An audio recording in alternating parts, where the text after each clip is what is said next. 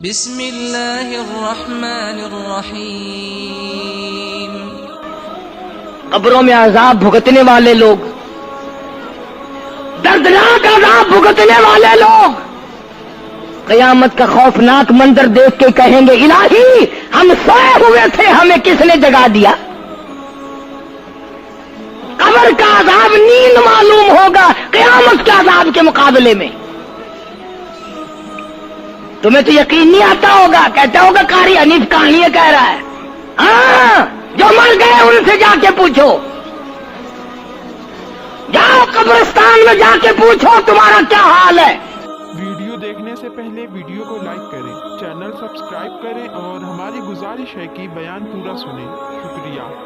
ارشاد فرمایا مدنی کریم صلی اللہ تعالی علیہ وسلم نے اور لوگوں اس وقت اپنے آپ کو بچانا، اپنے دین کو بچانا، اپنے ایمان کو بچانا۔ لوگ اتنے بگڑ جائیں گے، لوگ اتنے برباد ہو جائیں گے، لوگ اتنے تباہ ہو جائیں گے۔ صبح کو آدمی مومن ہوگا، شام کو موت آئی تو جنازہ کافر کا اٹھ رہا ہوگا۔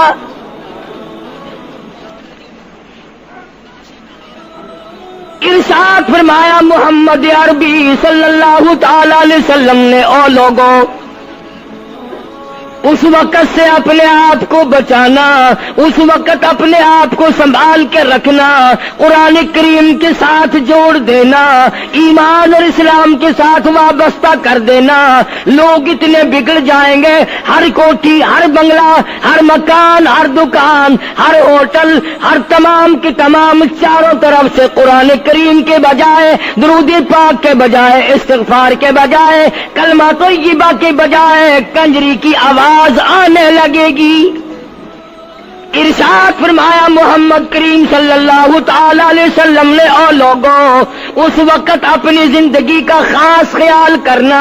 لوگ اتنے تباہ ہو جائیں گے، جنازہ بنگلے سے نکلے گا، جنازہ کوٹھی سے نکلے گا، جنازہ شاہی محل سے نکلے گا، جنازہ ایوان صدر سے نکلے گا، جنازہ بہت بڑے ڈیرے سے نکلے گا، جنازہ بہت بڑی شاہی منزل سے نکلے گا۔ حال یہ ہوگا مرنے والے کے پلے ایمان کی رتی نہیں۔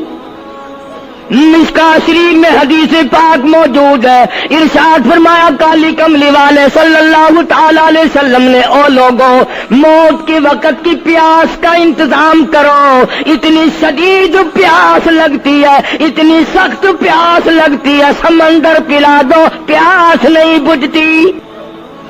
ارشاد فرمایا مدنی کریم صلی اللہ تعالی علیہ وسلم نے او لوگوں موت کے وقت کی تلخی سے پناہ مانگو، کڑوا پن سے پناہ مانگو، موت کے جھٹکے سے پناہ مانگو۔ اتنا سخت منہ کڑوا ہو جاتا ہے، آدمی کے مرنے کے بعد بھی لاکھوں برس تک منہ کڑوا رہتا ہے۔ ارشاد فرمایا مدنی کریم صلی اللہ تعالی علیہ وسلم نے او لوگوں موت کے صدمے سے پناہ مانگو، موت کے جھٹکے سے پناہ مانگو، موت کے وقت سے پناہ مانگو۔ اتنا زبردست جھٹکا لگتا ہے، آدمی کے بدن میں منوں کے حساب سے لہو ہوتا ہے، جھٹکا لگنے سے ایک قطرہ باقی نہیں رہتا۔ ارشاد فرمایا مدنی کریم صلی اللہ تعالی علیہ وسلم نے او لوگوں موت کی تیاری کرو، قبر کی تیاری کرو۔ موت کا جھٹکا لگنے سے کانوں کے پردے پھٹ جاتے ہیں، آنکھوں کا نور ختم ہو جاتا ہے۔ ارشاد فرمایا محمد کریم صلی اللہ تعالی علیہ وسلم نے او لوگوں موت کے وقت کے پسینے سے پناہ مانگو۔ اتنا زبردست پگھر پسینہ آتا ساری زندگی میں کبھی نہیں آیا۔ موت کی گھبراہٹ سے پناہ مانگو، اتنی زبردست گھبراہٹ ساری زندگی میں کبھی نہیں آئی۔ آخری وقت ہے، کروٹیں بدل رہا ہے، کبھی پیر اکٹھے کرتا ہے، کبھی ہاتھ مارتا ہے، بے تابی ہے، الجھن ہے، بے قراری، پریشانی ہے، آخری وقت ہے. بیٹی نے پوچھ لیا ابا جان کیا تکلیف ہے؟ کہتا لخت جگر، کھانسی نہیں، درد نہیں، پیڑ نہیں، بخار نہیں، سانس لیتا ہوں ایسا معلوم ہوتا ہے ہزاروں کانٹوں والی ڈھینگریوں کے اوپر سے گھسٹ کے سانس آ رہا ہو. کلو نفس ذائقۃ الموت، ہر ایک نے موت کا ذائقہ چکھنا ہے. ہر جاندار نے موت کا ذائقہ چکھنا ہے. صحابہ کرام نے سوال کر دیا جناب محمد عربی صلی اللہ تعالی علیہ وسلم سے، کالی کملی والے آدمی کی جان کیسے نکلتی ہے؟ فرمایا ریشمین کپڑا لے لو، خاردار جھاڑ پہ ڈال دو، پلہ پکڑ کے کھینچ لو، جیسے وہ تار تار ہو جاتا ہے آدمی کی یوں رگوں کو توڑ کے رکھ دیا جاتا ہے. حدیث پاک میں آتا ہے کہ فرشتہ رگوں میں غوطہ مار مار کر گھسیٹ گھسیٹ کر روح کو گھسیٹ کے لاتا ہے. والنازعات غرقا، قسم ہے ان فرشتوں کی جو روح کو رگوں میں سے غوطہ مار مار کر گھسیٹ کر لاتے ہیں. آج میری تیری کیا مجال ہے، کیا جرت ہے؟ کبھی سوچا بھی ہے کہ ایسا بھی وقت آنے والا ہے؟ نہ جانے گھر میں موت آئے گی، نہ جانے آپریشن روم میں آئے گی، نہ جانے ٹیکا لگتے ہوئے آئے گی، گولی کھاتے ہوئے آئے گی، یا سڑک پہ ایکسیڈنٹ میں موت آئے گی. کوئی نہیں جانتا. درود پاک پڑھتے ہوئے موت آئے گی، یا کنجری کا گانا گاتے ہوئے موت آئے گی. اس لیے مجذوب کہتا 2 دن کی زندگی پہ نہ اتنا اچھل کے چل، 2 دن کی زندگی پہ نہ اتنا اچھل کے چل، یہ راستہ ہی چل چلاؤ کا ہے ذرا سنبھل کے چل. ہزاروں تیرے جیسے آئے، جب جانے لگے تو کوئی دنیا میں اندھیرا نہیں ہوا. خدا جانے یہ دنیا جلوہ گاہ ہے، ناز ہے کس کی؟ خدا جانے یہ دنیا جلوہ گاہ ہے، ناز ہے کس کی؟ ہزاروں اٹھ گئے لیکن وہی رونق ہے مجلس کی. نواب چلے گئے، راجے چلے گئے، صدر چلے گئے، وزیر چلے گئے، بڑے بڑے جج چلے گئے، دنیا اپنی جگہ قائم ہے. کبھی تم نے بھی سوچا کہ ہم بھی جا سکتے ہیں؟ نہیں نہیں، ہمیں کون ہلا سکتا ہے؟ ہم بڑے مضبوط ہیں، ہمیں کون ہلا سکتا ہے؟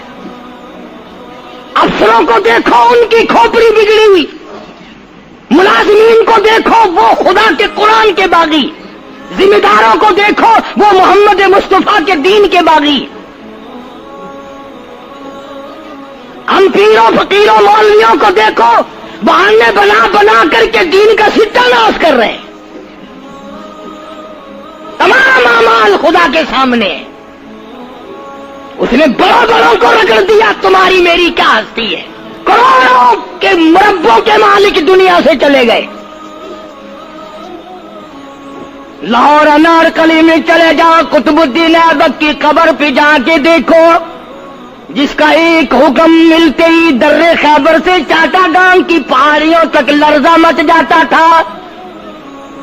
وہاں جا کے دیکھو لکھا جن کی ڈنکی سے گرجتے تھے زمین و آسمان، جن کے ڈنکے سے گرجتے تھے زمین و آسمان، اور گھاس ہے ان کی قبر پر اور نشان کچھ بھی نہیں، جھاڑ ہے ان کی قبر پر اور نشان کچھ بھی نہیں. بادشاہوں کی قبروں پہ جھاڑ کھڑے ہیں، بڑی بڑی رانیوں کی قبروں پہ جھاڑ کھڑے ہیں، بڑی بڑی ملکاؤں کی قبروں پہ درخت کھڑے ہیں. بڑی بڑی حسین آنکھوں کو کیڑوں نے کھا کے ختم کر دیا. ایسے ایسے لب سرخ باریک پتلے لب کیڑوں نے کھا کے مکا دیے. اسی لیے قرآن کریم للکار کے کہتا ہے، فرمایا وَنُفِخَ فِي الصُّورِ، فَإِذَا هُم مِّنَ الْأَجْدَاثِ إِلَىٰ رَبِّهِمْ يَنسِلُونَ۔ جب قیامت کا سور پھونکا جائے گا، ہر آدمی اپنی قبر سے نکلے گا، کہیں گے قالوا یا ویلنا من بعثنا من مرقدنا هذا ما وعد الرحمن وصدق المرسلون۔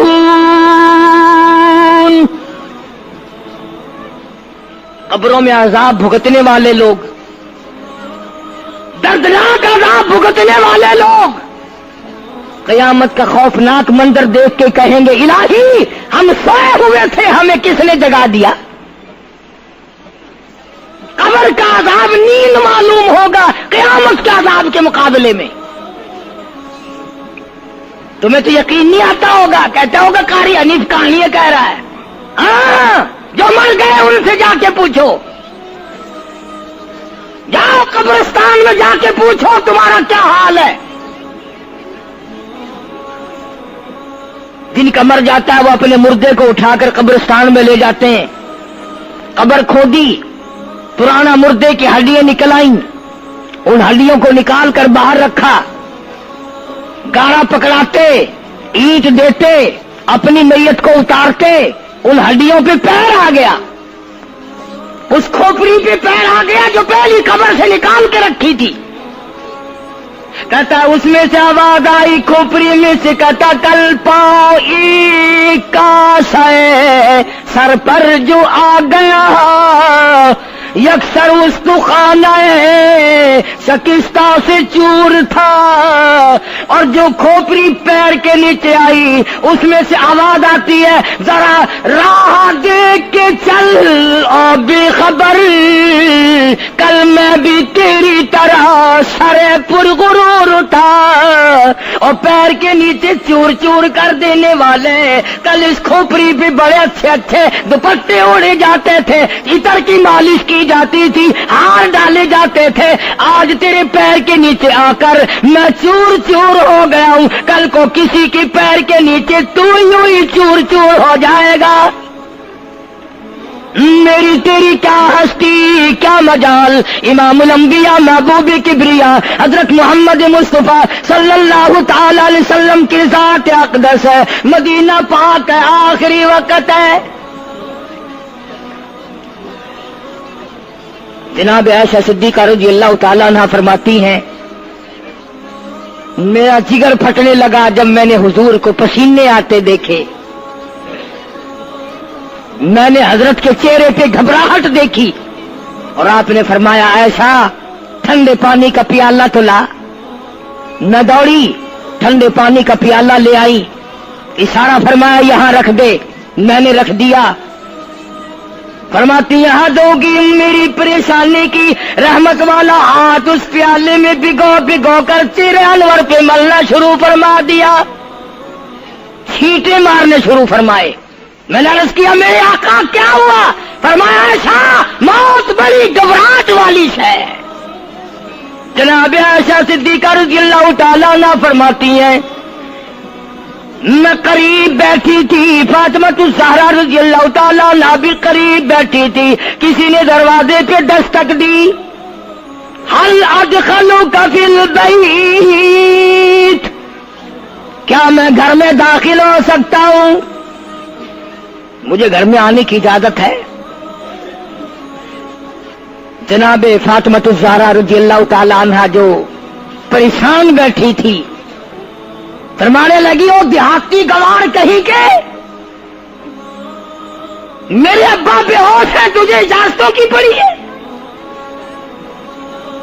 سرکار کو تھوڑا سا ہوش آیا، فرمایا لخت جگر کسے بے ہوش کہتی ہو، کسے دیہاتی کہتی ہو، کسے گمار کہتی ہو؟ یہ تو وہ ہیں جو بچوں کو یتیم بنا دیں، یہ تو وہ ہیں جو دلہن کا سہاگ اجاڑ دے، یہ تو وہ ہیں جنہوں نے کوٹھیوں کو ویران کر دیا، بنگلوں کو ویران کر دیا، ملکوں کو ویران کر دیا۔ یہ تو تیرے ابا کا مقام ہے جو اجازت مانگی جا رہی ہے۔ لے آئے، اللہ پاک نے سلام بھیجا ہے، آپ کو بلایا ہے، میں تیار ہوں۔ रूह मुबारक कब्ज करने लगे, घुटनों के करीब पहुंचे। सरकार ने फरमाया, ओ इस्राइल, मुझे तकलीफ हो रही है। फरमाया, मेरी क्या मजाल है। अर्ज किया, आका, मेरी क्या मजाल है आपको तकलीफ दूं। मेरी क्या जुर्रत है मैं आपको तकलीफ पहुंचाऊं। फरमाया, तू तकलीफ पहुंचा नहीं रहा और मुझे इतनी तकलीफ हो रही है कि सारी जिंदगी में कभी नहीं हुई। आज मेरी एक तमन्ना है, मेरी एक आरज़ू है, मेरी एक हसरत है, मेरे दिल का एक जज्बा है, और वो ये है, तू मुझे तकलीफ नहीं दे रहा और मुझे इतनी तकलीफ है सारी जिंदगी में कभी नहीं हुई। उम्मत के जिन लोगों का दुख देगा उनका क्या हाल बनेगा। मेरी तमन्ना है सारी उम्मत को जो दुख देनी है वो आज मैं मोहम्मद रसूलुल्लाह की छाती पे खत्म कर ले। वो सारी तकलीफ मुझे पहुंचा ले। आओ उम्मतियों, नबी की वफा देख और अपनी जफा देख। तुझे उस नबी की शक्ल से प्यार नहीं, तुझे उस नबी की नूरानी दाढ़ी से प्यार नहीं, तुझे उस नबी के लिबास से प्यार नहीं। जनाब आयशा सिद्दीका रज़ियल्लाहु ताला अन्हा फरमाती हैं, आवाज पस्त होती चली गई, हमारा जिगर फटता चला गया, बिल्कुल आवाज बंद हो गई, लब हरकत करते थे। मैंने कान लगाया तो ये आवाज थी, रब्बी हबली उम्मती, रब्बी हबली उम्मती, मौला मेरी उम्मत को माफ कर दे, मौला मेरी उम्मत को माफ कर दे। उम्मत का हाल तो देखो, नमाजों की परवाह नहीं, रोजे की परवाह नहीं, कुरान मजीद की परवाह नहीं, मोहम्मद अरबी सल्लल्लाहु अलैहि वसल्लम के लाए हुए दीन की परवाह नहीं। इन बच्चों को तो नहीं धमका सकता कोई भी। क्या कर रहा हूं कि आप और मैं कब वो वक्त आएगा और कब हम सोचेंगे कि हमारी जिंदगी के लम्हात आखिर खत्म हो जाने वाले हैं। एक दिन बहुत आकर ये सारा खेल बिगाड़ देगी। इसी को मजजूब कहता कि आने वाली किससे टाली जाएगी और जान ठहरी जाने वाली जाएगी, रूह रग रग से निकाली जाएगी, तुझ पे एक दिन खाक डाली जाएगी। हजारों मन मिट्टी के नीचे तुझे जाना पड़ेगा। तेरा सूट, तेरे लिबास, तेरी ये चाट चूट और ये टीप टाप सारी खत्म कर दी जाएगी। हमने अपनी जिंदगी को बर्बाद कर लिया, हमने अपनी जिंदगी को इस तरह बना लिया जैसे हमें यही रहना है, हमें मौत नहीं आनी। हमें दुनिया की हर बुराई मौजूद है, फिर भी हमें ऐसा लगता है कि हमसे बेहतर इस दुनिया में है ही नहीं। हम लोगों में बुराई ढूंढते फिर रहे हैं।